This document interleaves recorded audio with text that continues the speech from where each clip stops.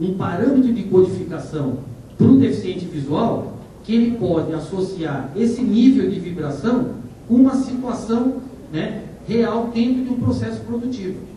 Então, a vibração que ocorre de forma diferenciada, para ele, transforma numa linguagem de comunicação. Tranquilo?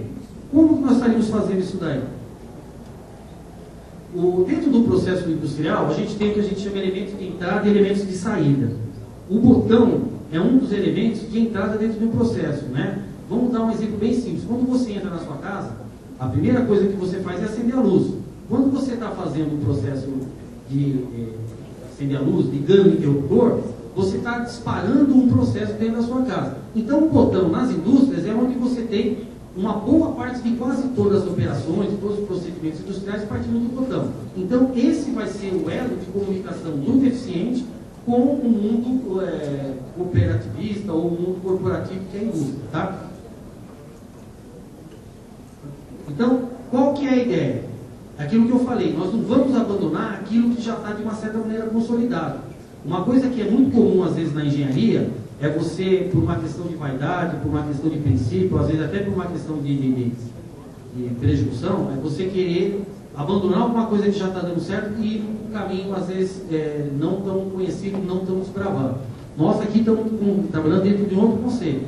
Aquilo que já está consolidado, que é a linguagem Braille, nós vamos manter, né? Porque isso vai dar para ele uma situação até de segurança, uma questão até muito mais de equilíbrio. Então, o Braille a gente insere dentro do processo. Como nós faríamos isso? Por favor. Os botões teriam identificações em Braille, né? Para quem não conhece, esse é um tipo de linguagem Braille. O que é a linguagem Braille? Você tem um material normalmente metálico e você, através de relevos, você vai criando, né, uma condição de leitura onde que ele vai passando o dedo e pela combinação de relevos ele sabe o que está acontecendo.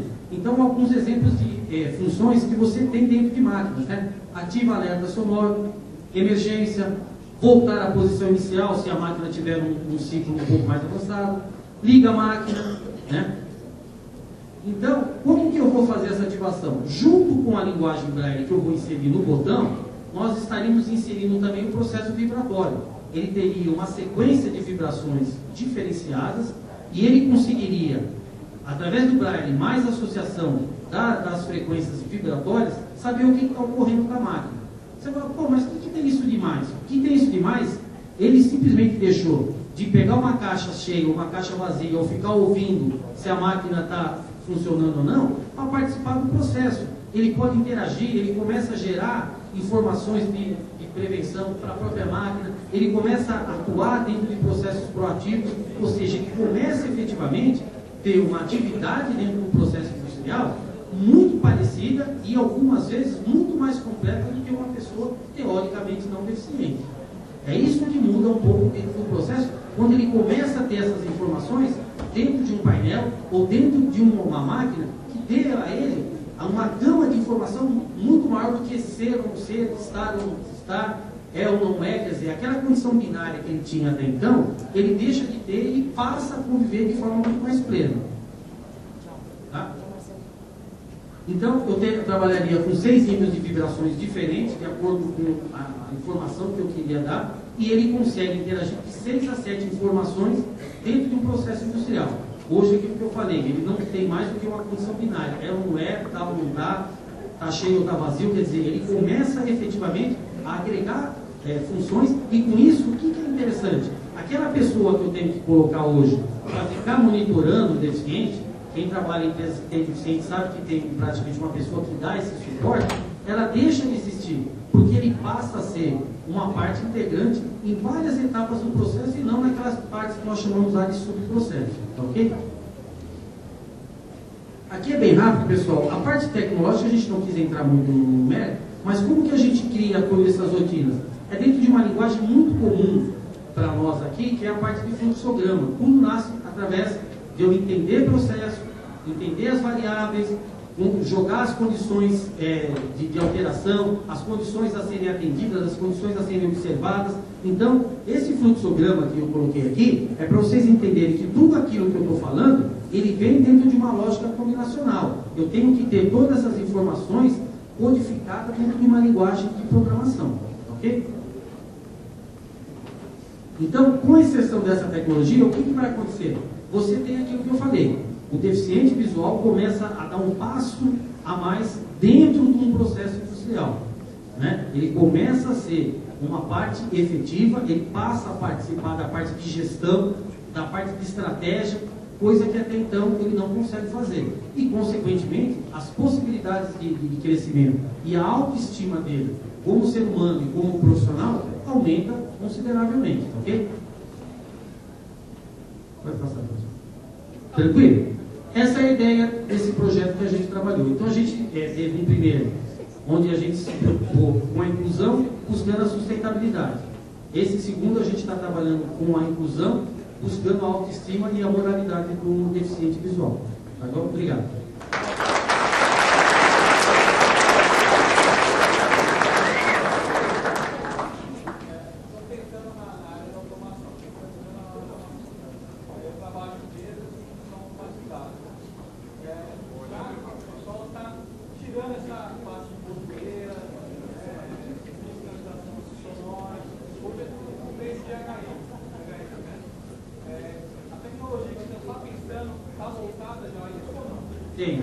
Tem um segundo etapa, que isso aqui é um IHM paralelo, onde você tem botões, onde você transmite esse sinal e ele vibra.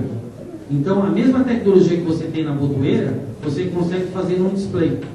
Então, você teria 4 ou 5 funções derivadas. Ele, obviamente, não teria todas as informações que você tem no IHM, né? No IHM hoje, dentro de conceitos mais complexos, IHM, pessoal, só para vocês entenderem, são monitores que a gente chama de interface homem-máquina, né? São dispositivos digitais que passam toda uma condição de uma máquina, toda a condição do que está ocorrendo no processo. Então, como que o deficiente visual entraria? Teria um display paralelo e os botões com touch, né, que é aquele sistema de tocar, fariam essas funções das funções vitais. Funcionamento, máquina parada, falta de material, né, máquina de manutenção, daria para passar uma função vibratória dentro do IHM em paralelo. Legal? Mais perguntas aí?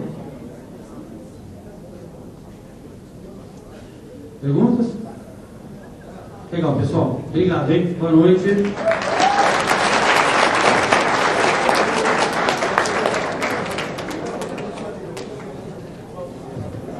Pessoal, só uma observação que eu acho que é importante que vocês saibam. Por que esse foco tão grande na auditoria? Desde 2001, quando a Arlo quebrou e levou com ela as empresas de auditoria, que foi apresentado no início dos trabalhos, logo às 6 horas, os Estados Unidos teve que tomar uma providência, né, criou uma lei chamada Sarbanes-Oxley, e que deveria mudar toda a estrutura empresarial. Então, para vocês que estão dentro da empresa e que em algum momento vai assumir um cargo de gestão, é bom que saibam que hoje está direcionado à estrutura de gestão relacionada aos problemas financeiros das empresas. Portanto, não só os contadores precisam assinar os balanços e responsabilizar por eles, os auditores, mas principalmente os gerentes operacionais. Então, o CEO e o CFO são gerentes que hoje precisam se responsabilizar pela estrutura e a saúde financeira das empresas. Portanto, esse foco de auditoria hoje passa a ter uma importância grande no mercado, porque vocês, daqui a alguns anos, que estiverem gerenciando as empresas, vão estar sendo responsabilizados por isso. Então, é uma coisa importante. O mercado está atento a isso. As empresas precisam ter ética para trabalhar nesse mercado mais transparente que hoje está aí. E esse processo de auditoria e essa relação com os controles internos passa a ter uma importância fundamental para quem quer chegar lá e ser gerente de alguma área. Porque, seja como for, no teu crescimento profissional, você vai chegar no topo, e isso significa estar numa gerência que tem responsabilidade hoje, uma corresponsabilidade na estrutura da empresa. Né? Então é por isso que esses alunos estão trabalhando esses assuntos de auditoria e controles internos, para poder passar para a comunidade que realmente aqueles que estão aqui hoje, que daqui a 10 anos serão os gestores das empresas, precisam saber com clareza ao grau de responsabilidade que vocês estão assumindo nas empresas. Ok?